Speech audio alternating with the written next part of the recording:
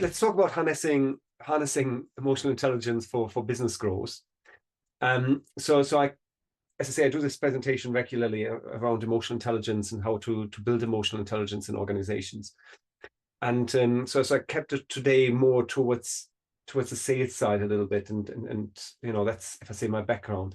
Let me introduce myself. Don't want to spend too much time talking about myself, although I can probably fill 90 minutes talking just about myself. So I'm originally from Germany, which you probably guessed by now, right? So the name kind of gives it away.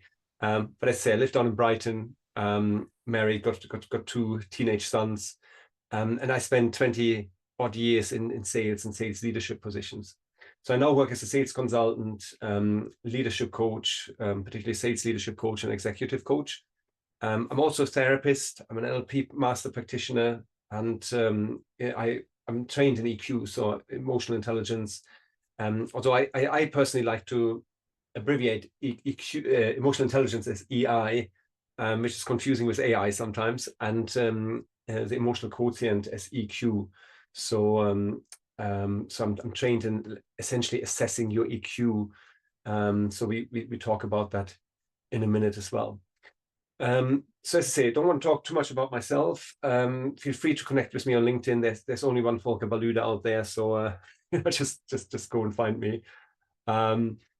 So if I say it's a little bit of an icebreaker, and I know there's only two of you, but what I like to do is have a look at the wheel of emotion. So I don't know if you ever come across the wheel of emotion. So it has kind of like the 6 core emotions, or 7 core emotions in the middle, and then you kind of work your way out in terms of how you're feeling. And so I would just ask you to take a couple of minutes and just have a look how you're feeling just now. A bit of an introduction of EI. So the history really. So if I say emotional intelligence, or you know, as Edward Thorndike actually called it, social intelligence is 100 years old. So that's when it originated.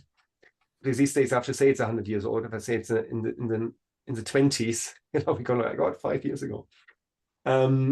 So then Howard Gardner introduced multiple intelligences in 1983. By the way, if I slightly look over there, that's where I have my presentation. And then it was actually Dr. Reuven Bar-On who he developed the EQI model as early as in the 80s. You know, then he refined it over the years. So I'm going to talk about that model in a minute. And then it was Salovey and Mayer. So they wrote a few books on management and emotional intelligence. And they were the first ones that actually started at calling it emotional intelligence and looked at, you know, not your own emotions, but also other people's emotions. And then it was, and I'm sure you've heard of Daniel Goleman in the 1990s, who really popularized this emotional intelligence with his book on emotional intelligence. But he was a journalist, so he was not a researcher. So, you know, I think he's done a cracking job. He sold lots of books, and he made it very popular. But he then started linking it to success and leadership principles. And I guess that's where I got really interested in it as well. So I actually wrote my MBA thesis on emotional intelligence back at uni, so many years ago. Always been interested in that topic. So what is emotional intelligence? So as per definition, it's the ability to recognize, to understand, then manage, and then if I say influence, if I say not only your own, but then also the emotions of others. And that's a quite, you know, especially when we think about leadership, that's quite an important point. So it's not only about you, if I say recognizing your own, managing your own emotions, but then also about the emotions from others. And what it involves, as I said, is to be aware of your emotional state. So self-awareness is a big part of emotional intelligence. So if you're looking at the 5 pillars that Daniel Goleman put out, one of them is self-awareness. Regulating your emotions. So, you know, how can I regulate my emotions? Empathizing with others. And then using emotional awareness to really build stronger relationships, right? So you mentioned building relationships, being empathetic. And then, you know, if I say in a social setting, being able to utilize that in social settings as well. And I always like to use that example. And, you know, if you listen to the example, you will notice it's quite a, if I say quite a old one, but I used to have a manager who threw a fax machine through the office because he was so angry. So a fax machine, obviously, a few years ago, but so angry, he couldn't control his emotion. He didn't know what to do. He grabbed the fax machine, just threw it in the wall. And so he clearly couldn't regulate his emotion, and he wasn't aware of it either. So a lot of what we're talking about starts with self-awareness. So that's important. Before we come to the model, just if I say a couple notes on, if I say, why do we actually have emotions and feelings, right? And it's really an evolutionary purpose if you think about it. It's just if I say emotions are kind of like they're automatic, so they're physiological responses, right, to stimuli. So fight and flight, if you think about it, right? When we lived in the savannah in Africa, saber-toothed tiger comes up, oh, freeze, fight or flight, what should I do, right? And fear, and that's why we have so many negative emotions as well, right? Fear protected us from danger, right? Fear was a good thing, if you like. But then we had joy as well, right? So for bonding, for cooperating, and feelings are then, if I say, the subjective experience of emotions, right? So the emotions kind of like what bubbles up, and then feelings is kind of like how you feel, how you interpret your emotions. So when you have just because I listened to a podcast earlier on this week, if you have butterflies in your stomach, right, that for some people could be like, oh, this is not great, but it could also be really good, right? Depending, you might be nervous, and that might be a good thing because, I don't know, you're on a date. And I listened to a podcast early on this week, and someone said that one of the karate teachers of their daughter so said, your butterflies are not flying in the right direction. They're not flying they don't fly in unison. I think that was the word they used. And I loved that, and the podcast guest loved that as well, to say that. And it's kind of like, you might have feelings bubble up, and that's not a bad thing. It's not a bad thing to have butterflies in your stomach, but get them in line, know what they mean, and utilize them. That's what the karate trainer was telling that little girl, and I just love that analogy, right? And because it's how do we feel, and what do we do with those feelings, and how can we channel those feelings as well. So they play a role in decision making as well. So we all know gut feeling, right? So I have a good bad gut feeling. I just do that. Although if you look at negative or positive bias, you always want to think about balancing, if I say, your gut feeling with any data points, right? Any logical decision making as well. And then, of course, for social connections, I already said, in terms of joy, in terms of love, empathy, building relationships, right? We need to, we have non-verbal cues as well in terms of our emotions and feelings. Yeah, that's kind of like the background of that's why we have emotions. That's where it's coming from. In terms of influencing behavior, you have positive emotions, as I already said, and you have negative emotions. That all makes sense so far, or good? Brilliant. Then let's look at the EQI model. So we can spend lots of time on it if you want to. So that's as I say, that's a the Reuven Bar-On, so Dr. Reuven Bar-On model he started developing in the 80s, and developed ever since. And this is used when I used to run emotional intelligence or emotional quotient assessments with people. So I would look at all these 15.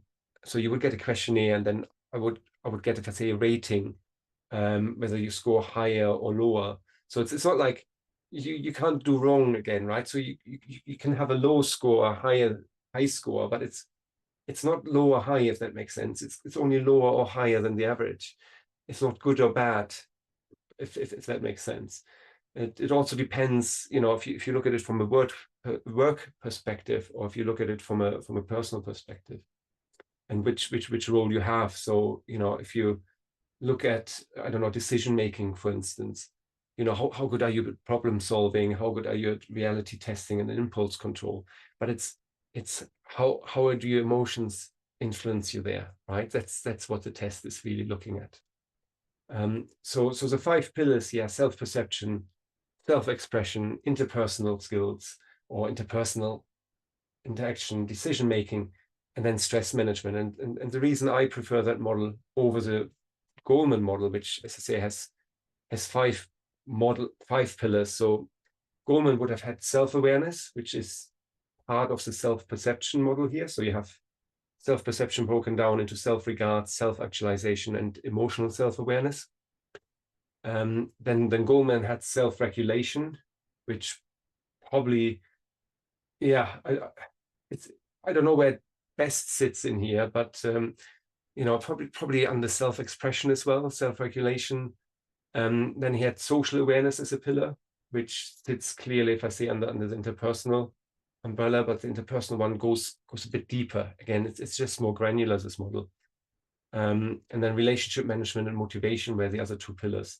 So motivation was more looking at intrinsic motivation, which probably sits somewhere around decision making as well, self-expression, self-perception, and relationship management is again in the social responsibility and empathetic piece as well. So this model is just going much more granular, and there's an interdependence between these, if I say, several of those subcategories as well. So if you're ever interested in doing a test like that, what you'll find, and if you, I mean, because it's a small group, I can pull up a test and talk you all through it as well if you wanted to, but you kind of get like a median line, and then you see where you score, if I say, higher and lower from that, and which areas you can improve. So I use that a lot in coaching, where I go in and go like, okay, what about, if I say, your emotional intelligence around decision making, right? How much do you trust your gut? How much do you rely on your emotion? And then I can coach you around that, for instance. So that's, if I say, that's the core model. And what I want to do next is just going through each section and look at it in terms of how it influences sales and how you develop the individual areas a bit. Does that all sound good? Great.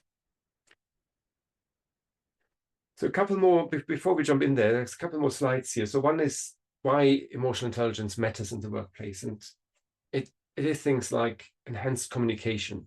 So that means you have stronger teamwork at work. Improved workplace environment. So it is about emotional and psychological safety. It's about building stronger relationships at work, trusting your colleagues at work as well, right? Which then leads to reduced stress, and it leads to improved morale as well. Better adaptability. So especially nowadays, where, I say, change is a constant, particularly recently, right, with all the changes, right? It helps you to navigate change and adopt to change more. Greater self-awareness. So understanding your strengths and weaknesses, being open for feedback, taking feedback on and asking for feedback as well. Enhanced self-control. So that's really handling difficult conversations and situations more effectively. Improved performance, which kind of is a result of it overall.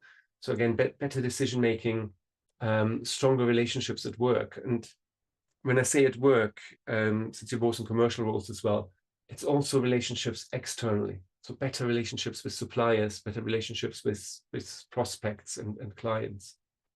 And in sales, we do a lot of these things automatically. And sometimes it's good just to, if I say, consciously being aware of what we're actually doing. Conflict resolution, so you're better equipped to handle difficult conversations. And then leadership development, which is where emotional intelligence plays really nicely in terms of helping managers to motivate and inspire their teams, and to lead by example as well, to be authentic at work. So for me, a lot of the work I do is around compassionate leadership or authentic leadership. Whilst if I say the term compassionate leadership comes more, if I say, out of, say, the mindfulness corner, so I'm also a mindfulness trainer. And it was actually Goleman who nicely said in a book, I don't know if you ever heard of the company You Search Inside Yourself, SIYLI, I think they abbreviated for. I mean, but couldn't be anything more complicated. But so that company was a spin-off from Google. So they tried to get mindfulness training into Google, and they couldn't get the engineers to attend mindfulness workshops, so they called it Search Inside Yourself, right? Google search, and then they all came up and were really interested. And in that book, Goleman nicely pointed out how, if I say, mindfulness and emotional intelligence are kind of like two sides of the same coin, and because it is about self-awareness, it is about emotional regulation, present moment focus, non-judgmental observation, and empathy development. So that goes really, in line, and that's for me, it's a really nice crossover of the two. I have another exercise. If I say that's a brain, I'll probably recognize that. And so I hope the animation works nicely now. Yeah. So I cut out 6 different sensations here, or emotions, however you want to call them. So it's actually from a mindfulness course I'm teaching. And it's just bringing a bit of awareness, if I say, to where these sensations, if I say, sitting in your brain or foremost in your body. So if you look at the little people there, so number 1, you can see has this very high sensation, if I say, in their arms, upper body, but literally almost no sensation in their legs and a little bit of sensation in their feet. And the question now is that disgust, fear, anger, surprise, sadness, or happiness? So I can, you might as well, if I say, do it together, and have a discussion what, like mix and match, which goes with the, which emotion goes with the image of the on the brain. Let's see how it reveals. So 1 is anger. That's your anger. So usually when you're angry, it's in your upper body, right? It's usually upper body upwards if you're really angry. There's no sensation in your legs. It's disgust, and 3 is fear. So they're very similar, right? It's like disgust or fear. Fear is a little bit more, if I say, in the heart region there. Well, it's disgust, it's a little bit more in your throat or head, right? But very, very, very similar. I told you it's difficult. So 4 is happiness then, because happiness you feel all over, right? This is a sensation you have throughout your body if you're really happy. Surprise and sadness. So 5 is sadness, and obviously 6 is then surprise. Because, I mean, again, they are very similar if you think about it, sadness and surprise, but they're different emotions. So surprise is more, again, upper body, you're surprised about something, but you're feeling it in your legs as well. While sadness, you're feeling it all over, and it's more, if I say, in the heart region where you like, oh. So I have a whole overview here. You want to go through it? It's just to think a little bit about it. Anxiety is very, if you look at anxiety and love, right there, love is very strong into your arms, while anxiety is more, your chest.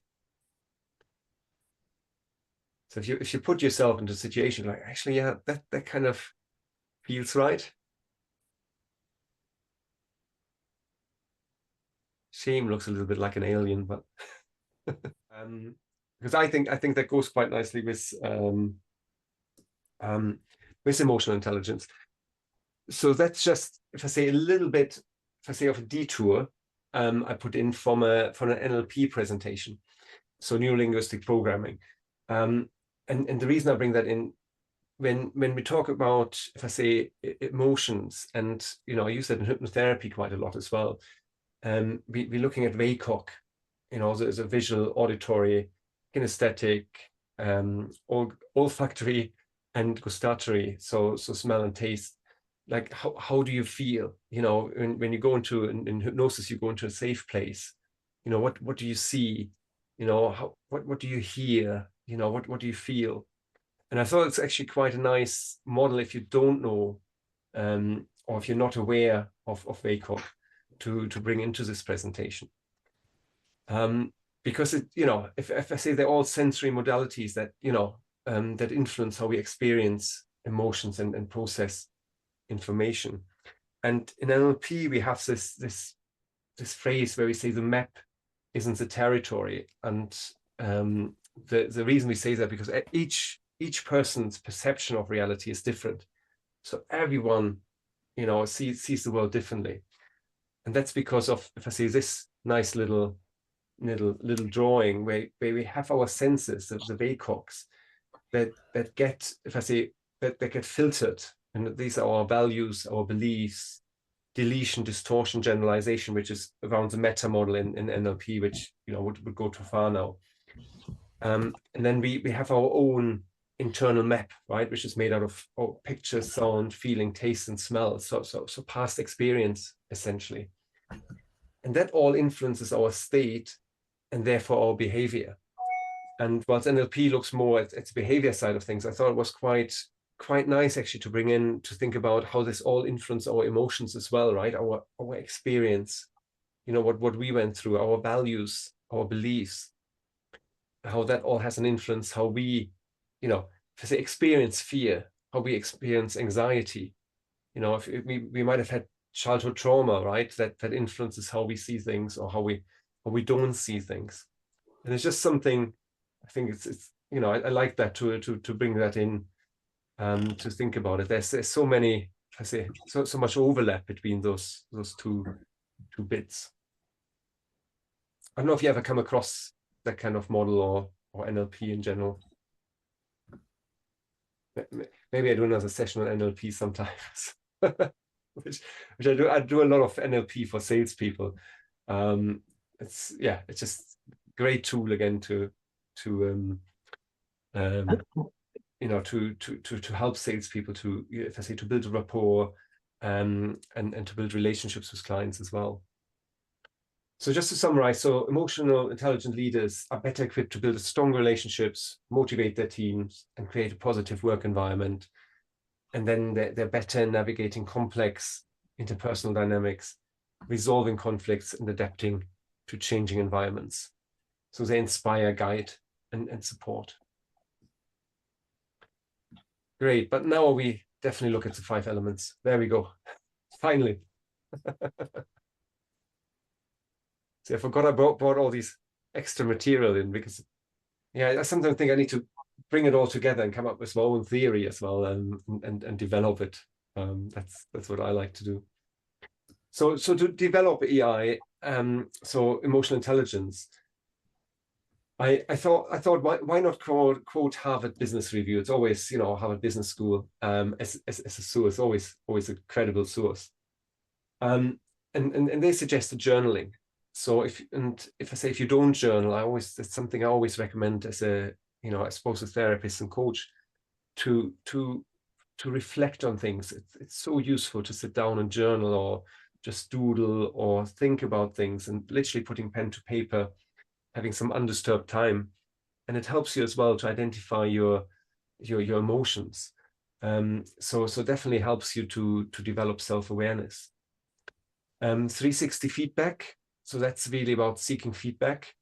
360 assessment, asking regularly for feedback at work as well. It's or clients, if Tracy, if you work for yourself, I work for myself, it's sometimes so valuable to ask clients or partners, and go like, actually, what do you think? Practice active listening. So we're going to talk about active listening a little bit more later on as well. But that really helps you with your social skills as well, to really be an active listener. Developing empathy as well, that goes in line with active listening as well. Pay attention to your emotions, so that comes down to self-regulation. And they said, take an online course or training. There we go, you already do. So it's all about continuous learning. So that's how you can really develop emotional intelligence. And a lot of it is putting things into practice. So if you're looking at the EQI model, we're having self-perception there, as the first one. So that's all about understanding yourself. And as I say, for Daniel Goleman, it would have just been focused on self-awareness. Well, it's this, and I put it always in the lower right corner. And this model looks at self-regard, self-actualization, and self-awareness as three pillars. So I'm looking more as a sales environment here, right? So recognizing your emotions and how they impact your sales conversations, right? It's really important. So whenever you have a conversation, and let's say you're not right state of mind and have a conversation with the prospect, being self-aware and self-reflect in terms of how did this conversation go? How did my, I don't know, negative emotion actually influence that sales call? Should I have not done that sales call? Or if you're in a really happy mood, how did that influence my sales conversation? And how can I purposefully then change it in the future? So how can I get myself into a good mood, for instance? Then having the self-awareness about understanding your strengths and limitations as a salesperson, right? And again, this is about, if I say asking for feedback, then developing self-confidence in yourself and in your sales approach, right? So reflecting on your values, practice self-reflection on a constant basis, asking for feedback. So asking your manager in and say, okay, how did I do in this conversation? How, what can I improve? So really getting that in. Authenticity, right? If I say don't sell anything you don't believe in, that's my belief anyway, right? It's really difficult, if you're really pushing for a sale, and as I said before, right? Authentic leadership, right? Aligning your values with what you're actually selling. Because if you know your Myers-Briggs, I actually have to look mine up. I thought I put it somewhere in the presentation, but your Myers-Briggs, or your color from personality tests, or your GC index, there's so many personality tests out there. It's always useful to know that, right? And know, where do I actually sit, and what makes me tick, and how do I come across, and where do I have pitfalls, right? This again comes back to self-awareness. If you have problems, I don't know, selling certain products, or selling to certain industry or something like that. Let's say, I don't know, your values don't align to sell in, I don't know, gaming industry maybe. Then if I say, then don't do it, right? Or get your colleagues on, swap accounts or whatever it is. There's so many different things that help us to perform better just by being a lot more self-aware. And then the last one is building a positive self-image to enhance your performance, right? So knowing who you are as well, and again to build that. Mindfulness is a great tool to create self-awareness. If as I say, journaling, personal assessments, mindfulness, meditation is, if I say, the obvious one. But if I say you don't have to sit down, and meditate, if that's not for you, you can create mindfulness in other ways. Just walking mindfulness, for instance, or being really in the moment. So there are different ways of doing that. But search inside yourself, right? Being aware of what's going on inside you is so important. We then have self-expression. So self-expression is about effective communication as well. So emotional expression, assertiveness, and independence. So that's expressing your thoughts and emotions clearly to if I say, to clients, but that's obviously also to internally. Balance assertiveness with empathy in conversations, right? You want to be empathetic, but you also want to, get the deal moving forward, right? That balancing the two. Adapting communication styles based on customer personalities. Again, I think that's where salespeople do that automatically, right? Managing non-verbal communication. And I always have that discussion when I do these sessions online. You only see about maybe 15% of me. I'm quite tall. You don't know what I'm doing with my hands or with my legs or my feet, right? You don't know if I cross my legs, or if I have my hands really tight, because I'm scared, or whatever it might be. So what I often do when I present or when I talk to people online, I bring my hands, when appropriate, if I say, into the picture, right? So people see a little bit more of my body language.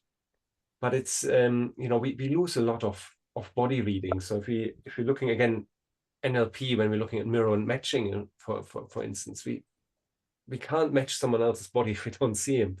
So it's a bit more difficult to build rapport with people online.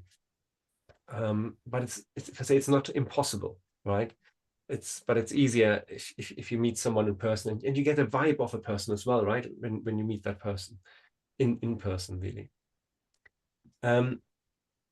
Managing nonverbal. So yeah, we talked about that, and then using storytelling to connect. And again, that goes back to our ancestors, right? In terms of using storytelling to bring emotions across, to build trust.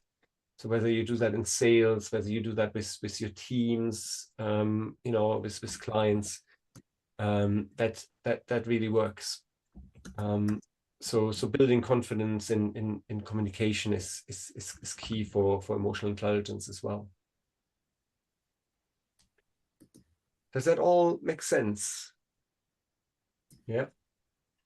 If not, just jump in. I mean, active listening probably fits. I mean, active listening, I always think, probably fits in everywhere. But yeah, emotional cues, noticing if something is off, right? If you see a prospect or a client regularly and something changed. There was a prospect I had during lockdown. I remember I called her, and she was just looking down all the time. And I'm like, is she looking down? Should I say something? Should I not say something? So something was off, clearly. So I said, are you okay? You're looking on the floor quite regularly. She goes like, yeah, actually, I got a puppy the other day, and she wasn't sure because it was lockdown. Can I bring the puppy into the conversation? Can I bring?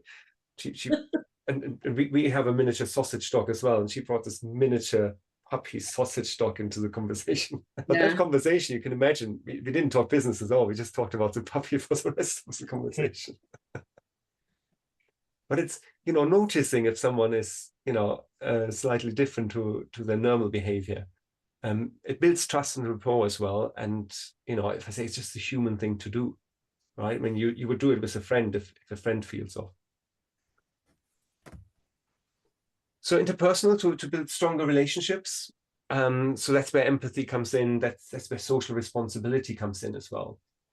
So again, it's genuine, authentic connections with prospects and clients. So don't, if I say, pretend to be someone you're not. Build real relationships. I mean, I'm still friends with some clients I sold to 15, 20 years ago.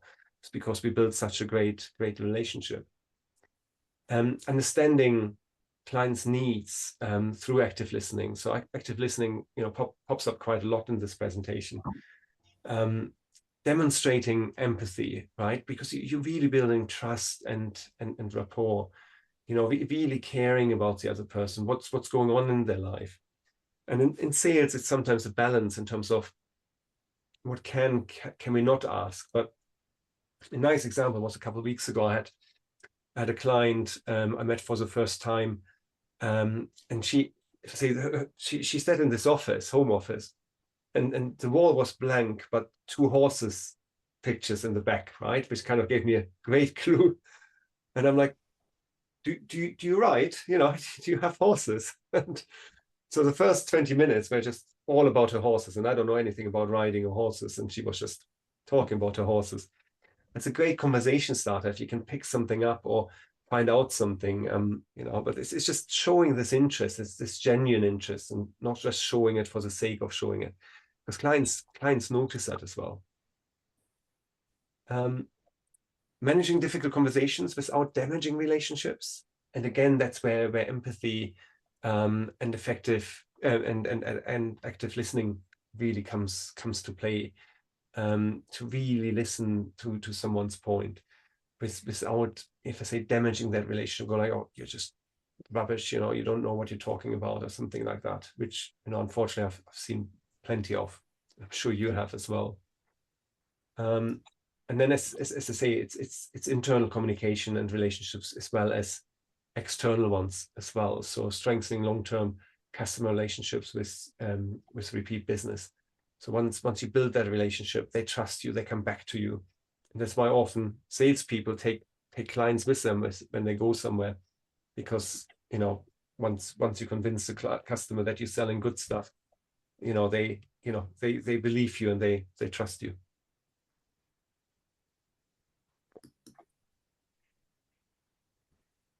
Then decision making, excuse me. So as I said earlier already, right, making rational, not emotional decisions, right? So recognizing your emotions, you know, balancing emotional decision making with logical decision making, because once we decided to buy something, right, as a buyer, you know, in your head you already made that decision, right? You just then need to logically back it up, and if that all aligns, then off you go and spend the money. You know, because if we just acted on emotion, we would probably spend a lot more money than we need to, right? Because we just do an emotional buy. But again, very timely, I listened to a podcast this morning who summarized, I don't know if you've seen the new Stephen Bartlett podcast, The 100 CEOs, and he summarized a bit of Steve Jobs' theories. And Steve Jobs allegedly said, he says, marketing is all about emotions. That's why we're buying, you know, that's why, you know, we only justify it later with actual, you know, logic. Yeah. Because once we're sold, once we want that car and that fancy car, we just kind of reason with ourselves and go like, oh yeah, I can afford it, you know, it's fine, and yeah, and then you're sold. Handling objections is the same thing, right? With logic and emotional awareness. Avoiding impulsive decisions driven by fear, stress, or pressure, right? And particularly in the work context, you know, things like this reply to all emails, you know, these impulse decisions where you go like, oh yeah, I'm just going to do that, and I act on something.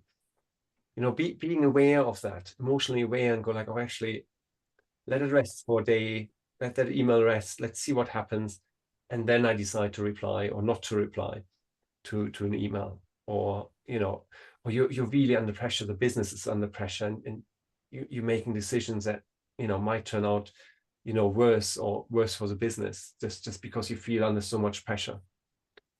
And then balancing gut instinct with data-driven strategies, as I mentioned before. Managing impulse control, we mentioned, and consider multiple perspectives as well. And again, you know, you can get other people involved, or you know, ask your team for feedback again.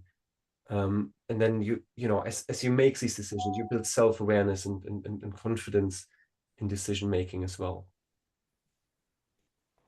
It's about understanding what makes you tick, right? And who you are, and why you're acting in a certain way, and realizing those emotions, and then controlling those emotions as well, right? So if you know, let's say you are really sad, right? So I don't know, you broke up with your girlfriend over the weekend, or your partner, you come to work on a Monday, you're a bit down, and there's this big pitch you have to go, and you're like, oh, you know, and realizing, oh, my emotions are not where they should be. So how can I, if I say, influence them? How can I change them?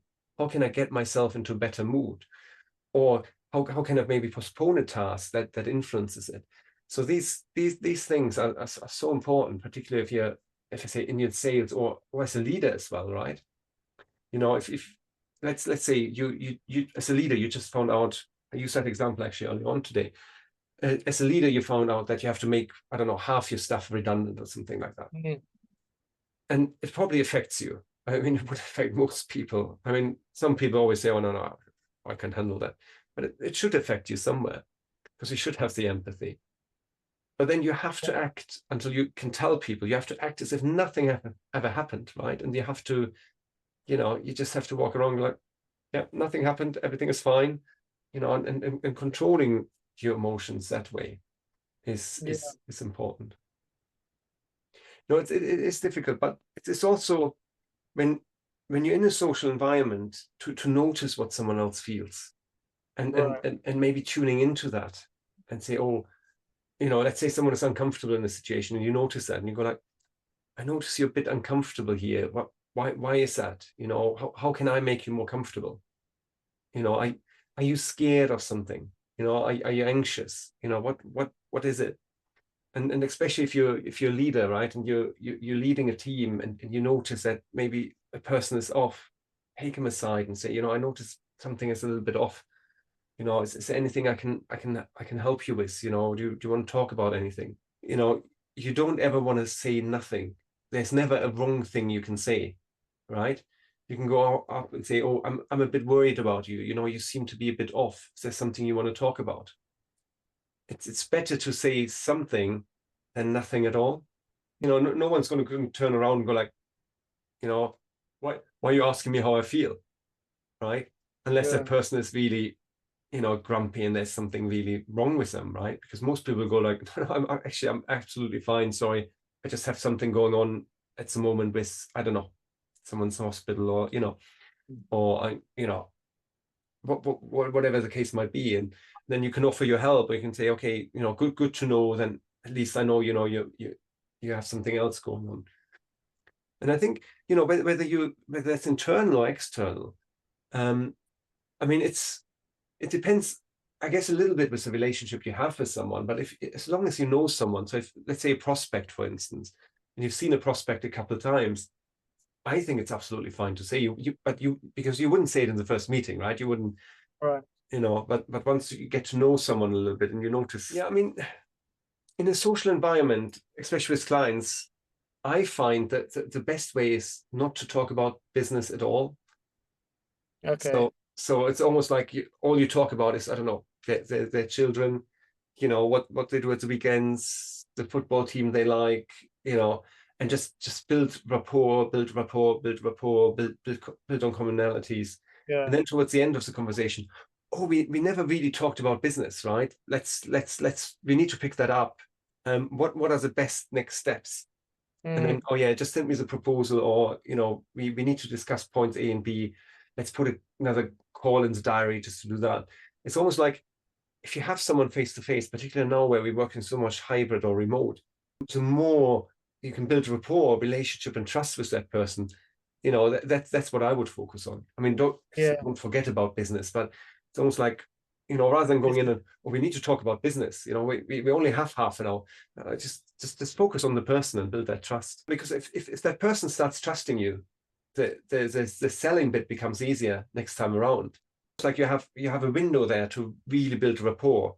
Of course, you're going to talk about business, but I would just focus on the person, understand more about the person. And I don't know, you might find out that you both have an interest in, I don't know, sports cars or whatever, or the same football club, you know, and that's where you build that rapport, you know, that basis.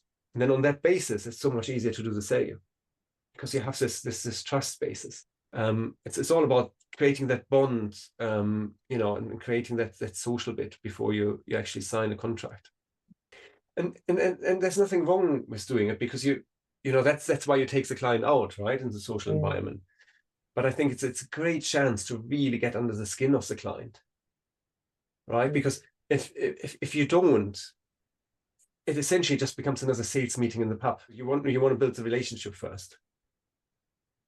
So if I say in the interest of people still listening, let me just finish this slide for sure, because that's the fifth pillar, and that's all about stress management and staying resilient. So that's managing sales pressure, right, without emotional burnout. And unfortunately, I see that quite a lot. You know, people getting really stressed or have really bad managers, and you know, then that leading to burnout.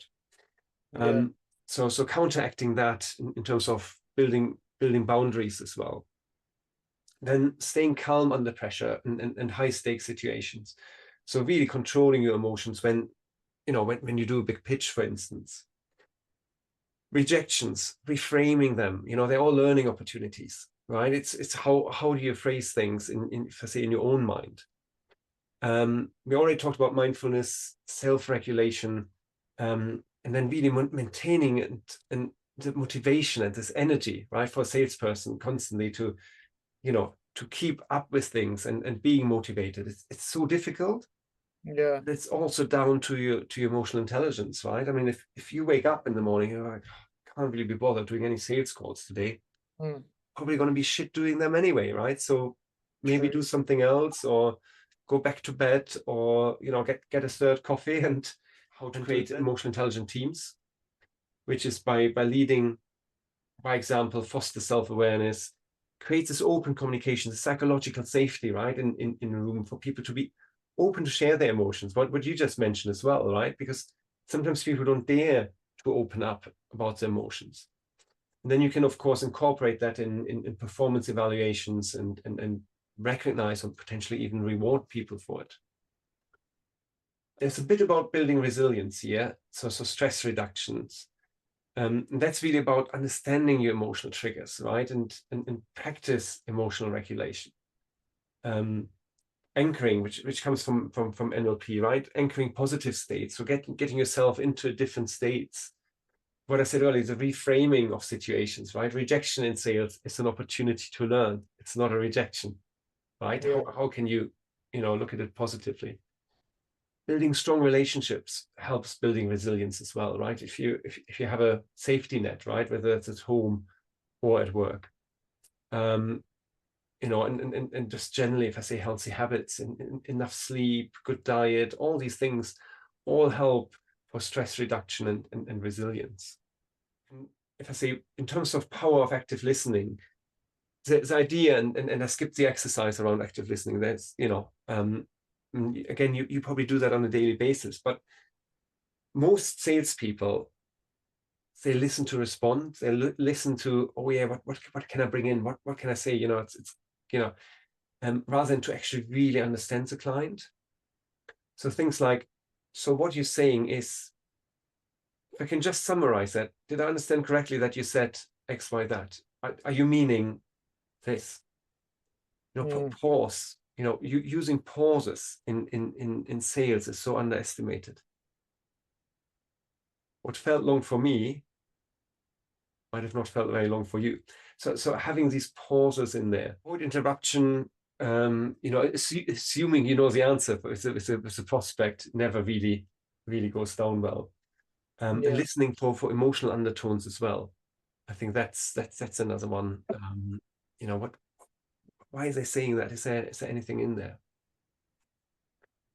Then there's another slide here on sales framework. So build self-awareness before a sales call, use active listening, adapt communication styles based on emotional cues, handle objections with empathy, not defensiveness, not going like, oh, this is not right, what you're saying. So again, lean into your client, right? Show this empathy. Follow up with emotional intelligence. When you check in with people, how are you feeling today? And they go like, oh yeah, I'm fine. I mean, you don't want to go too pushy, right? Are you really fine? But what's happening on your end? What you're up to. In terms of just to finish off, there's a case study in here, and again, people can read it when they want to tune in. It's not my case study, so I didn't work with FedEx, but it's very similar to workshops I offer as well. So a combination of training courses for emotional intelligence and coaching on the back of it. But what this workshop really, and that's why I bring it in, had measured, the differences between the beginning and the end of emotional intelligence in the leadership team. And they had a 44% increase in emotional intelligence from before to after the course, 22% improvement in decision making, 60% increase in quality of life. Again, you listen to your emotion, you know what's going on. And then 60% almost as well, significant improvement in influence. And overall, there was an improvement of leadership skills as well. I'm not quite sure how they measured it all, but it just shows that it works, and that's why I really like it. That's really all from my end. Thanks for attending. Feel free to add me on LinkedIn, and if you have any questions, and that's true for anyone who's listening. My email is there, LinkedIn. Just reach out, let me know. Always happy to have a chat.